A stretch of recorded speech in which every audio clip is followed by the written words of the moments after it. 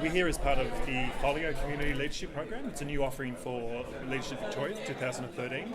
It's a unique offering.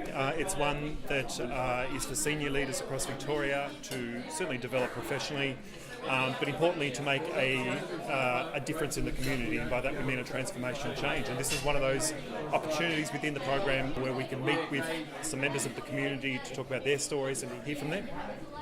There's no real curriculum. It's a program which is about developing professionally, but it's also about playing a role in the community. So there are what we call community leadership in action projects that the participants undertake, working directly with community organisations and with affected members of our community. So it's unusual in that sense. It follows the principles of the Williamson Community Leadership Program, but it's more intense. So it's a program that runs over a 6-month period. We focus on the leadership attributes of the Leadership Victoria learning model, which is ethics, vision and influence.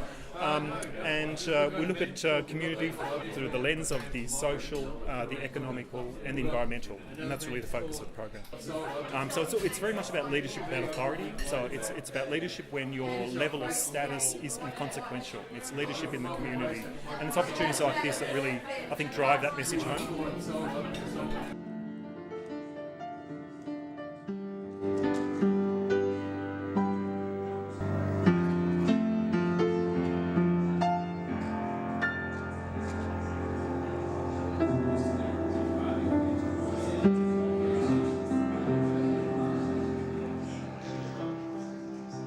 On behalf of Leadership Victoria, thank you very much, and I'd like to introduce Matt Maudlin. What the servants do, we operate 2 community rooming houses, one in Hawthorn, where you've been this evening, and one in Kew.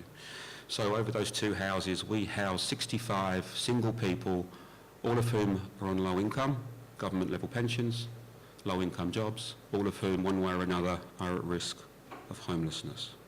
I took up the offer to be accepted as part of Leadership Victoria's Williamson program in 2012.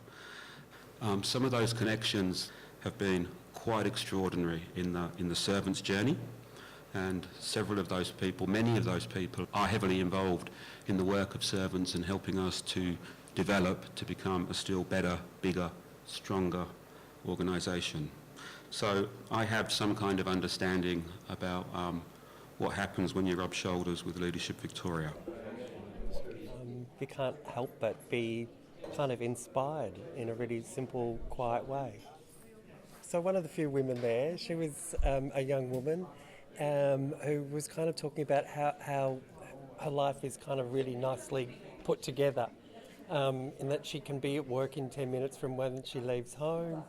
She lives to shop. Kind of some of the aspirations that we all share, and kind of the happiness that she kind of draws from just living well, I suppose. Just had an amazing evening. I feel so privileged to have been able to share this time with residents of Carrickle House.